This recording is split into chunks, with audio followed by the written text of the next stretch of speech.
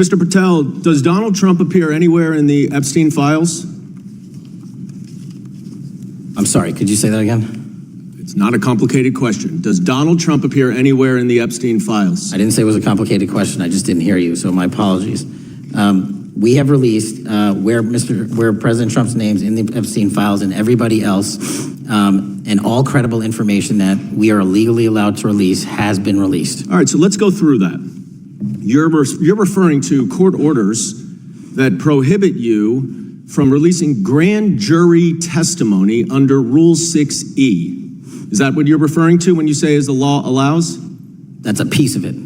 Really? What other evidence do those three court orders you cited prohibit from being released?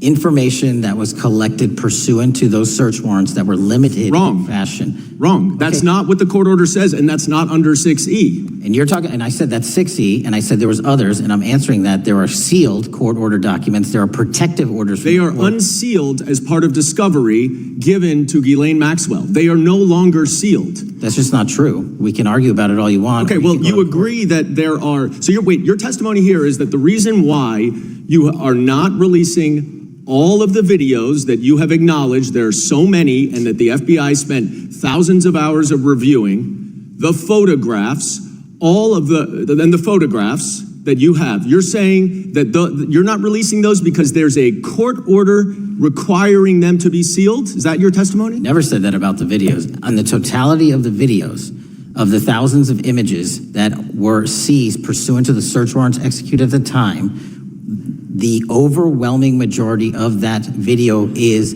pornographic material that was downloaded from the internet and child sexual abuse material. We will never release that. Well, as you should not release the victims, but if there are videos that relate to others who Epstein trafficked to, such as maybe Prince Andrew, or photographs, that you have total control to release. Yes, and if it exists. And so why haven't you released it? Why are you supposing that that is a fact when in fact it is false? Are you saying that you're saying that none of the videos relate to anything relevant to the Jeffrey Epstein trafficking ring? Every single video that we have collected pursuant to the prior search warrants has been examined for the last 10 years. And every single video has been utilized for whatever prosecutions were able to be legally brought. I'm not asking about prosecutions. I'm asking about why you aren't releasing the full Epstein files, including the names of people who were involved in the sex ring that you promised to do before you became FBI director. I just told you I'm not going to release downloaded porn. I'm not asking about that. Fine. I'm asking about all the other files. What other videos? Tell me.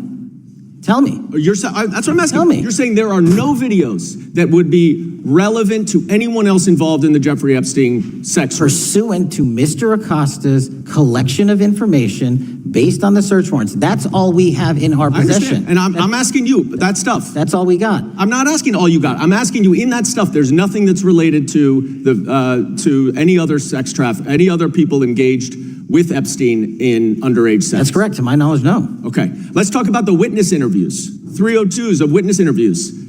Those are not subject to the court order. Those are not subject to any fictional sealed order for a search warrant. Why aren't you releasing those with the redacted names of the victims?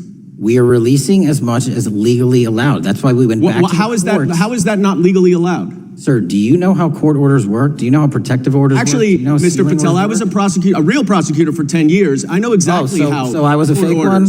And I want to understand what the court order prevents you from releasing witness statements that the FBI took. You should know that as a real prosecutor, when the court hand downs a protective order and a motion to seal, the material is sealed unless that judge waives it. Your testimony here is that all of those witness statements are under a court order, a protective order. We are providing everything we can legally provide. No, that's not my question. My question is, why are those witness statements that are not grand jury testimony, that if they were under a protective order are no longer under a protective order, why are they not being released? How are they not under a protective order? Why are you not going to the court like you did for the grand jury testimony to unseal those records? The DOJ did go to the court. No, not on those records. Why aren't you going? You just went on grand jury. Time of the gentleman has expired. You are hiding the Epstein files, Mr. Patel. Time of the gentleman has expired. You are part of the cover-up. The exchange between Congressman Dan Goldman and Kash Patel wasn't merely a heated confrontation. It revealed how power, secrecy, and accountability clash in America. Goldman, a former federal prosecutor, cut directly to the point. Does Donald Trump's name appear in the Epstein files? A straightforward question. Yet Patel, known for his loyalty to Trump, immediately deflected. Instead of answering directly, he cited vague legal references, court orders, sealed documents, and protective rulings. He constructed a barrier of technicalities around a simple truth. The Epstein case remains one of the most disturbing scandals in modern American history. This involved a man who ran a global sex trafficking operation with connections to powerful figures in politics, business, and royalty. The public has long suspected, and victims have insisted, that the complete extent of Epstein's crimes and the identities of those involved have never been fully disclosed. That's the secrecy Goldman is challenging. When Patel claims most seized videos were merely downloaded pornography and child abuse material from the internet, Goldman doesn't accept it at face value. He recognizes the real issue isn't about random downloads. It's about recordings, photographs, and witness testimonies that could implicate wealthy and influential individuals. That's the heart of this confrontation. Patel maintains there's nothing relevant to release, but Goldman's questioning exposes the possibility that this is less about legal obstacles and more about protecting certain names. Consider the broader pattern. When ordinary people commit crimes, their information becomes public record. Their names, mugshots, trials, all accessible. But when wealthy elites with political connections are involved, suddenly the justice system erects walls of secrecy. Files get sealed. Evidence gets locked away. Victims are told to wait. This is the double standard Goldman is highlighting. Goldman's background makes this clash particularly significant. As a former federal prosecutor, he understands how protective orders function. He knows what falls under grand jury secrecy and what doesn't. So when Patel hides behind court orders and sealed documents, Goldman challenges him. Witness interviews aren't automatically sealed. They could be released with victims' identities redacted. Yet they haven't been. Why not?